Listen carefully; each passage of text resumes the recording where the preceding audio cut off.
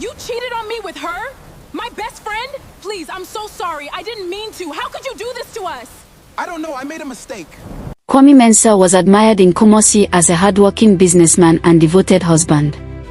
At 32, he dressed sharply in tailored Ghanaian senator outfits and drove a sleek black SUV through the busy streets of Adam.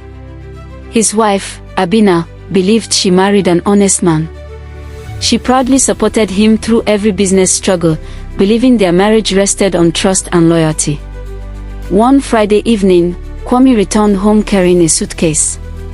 "I have an important business meeting in Ethiopia," he explained while adjusting his Ken-designed shirt. "I may stay for several days." Abena smiled warmly and helped him prepare. She packed his clothes carefully and even slipped a handwritten prayer into his suitcase. Unknown to her, Kwame was lying. Instead of traveling to Ethiopia, he secretly boarded a flight to Cape Coast with his young mistress, Nadia, a fashionable woman he had dated quietly for months. They checked into an expensive beach resort overlooking the Atlantic Ocean. Kwame enjoyed luxurious dinners, romantic walks beside the waves, and endless nights pretending he was unmarried. Meanwhile, Abena remained in Kumasi praying for her husband's successful meeting. 2 days later, while scrolling through social media, Abena noticed something strange. A woman had posted photographs from Cape Coast. In the background, she recognized Kwame's black SUV parked outside a beach resort. Her heart raced immediately. After investigating further, she confirmed the painful truth. Kwame had never traveled to Ethiopia. Heartbroken but determined, Abena contacted Kwame's closest friend, Kojo. "I need your help," she said quietly. "My husband is betraying me." Kojo listened carefully while anger filled his face. That same night, Abena made a bold decision. She would travel to Cape Coast personally. Early the following morning, Abena and Kojo boarded a commercial bus traveling from Kumasi to Cape Coast.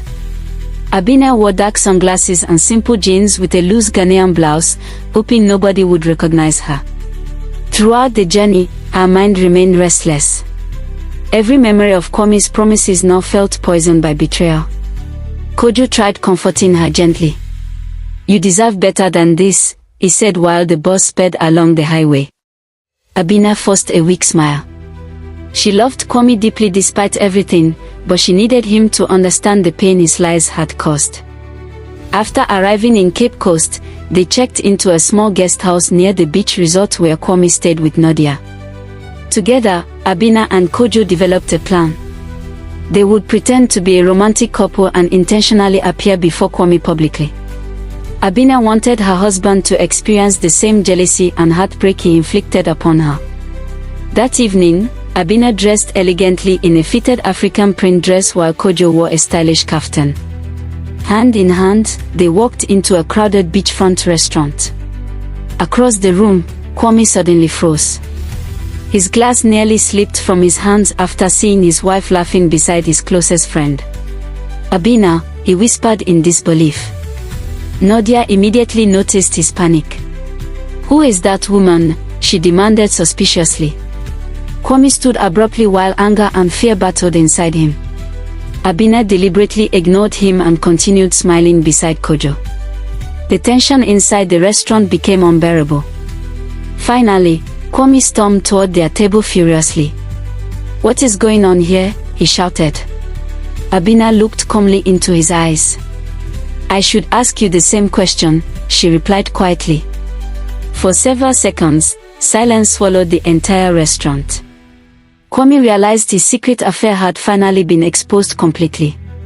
The confrontation at the beachfront restaurant quickly attracted attention from nearby customers and hotel workers. Nadia stood speechless after discovering Kwame was married, while Kojo folded his arms angrily beside Abena. Kwame attempted defending himself desperately. "It is not what you think," he pleaded nervously. Abena laughed bitterly. "You told me you traveled to Ethiopia for business," she replied sharply. "Instead, you came to Cape Coast with another woman." Nadia's expression changed immediately. "You lied to me too," she shouted angrily before grabbing a handbag and storming away from the restaurant. Kwame chased after her briefly, but she disappeared into the crowded streets. Embarrassed and defeated, he returned to Abena's table. Tears filled his eyes. "I made a terrible mistake," he confessed quietly. "Please forgive me. I do not want to lose my marriage." Abena remained silent while emotions battled inside her heart. She felt humiliated, betrayed, and exhausted. Yet part of her still loved the man standing before her. Kojo leaned closer. "You do not owe him another chance," he whispered. Still, Abena remembered the years they built together in Kumasi.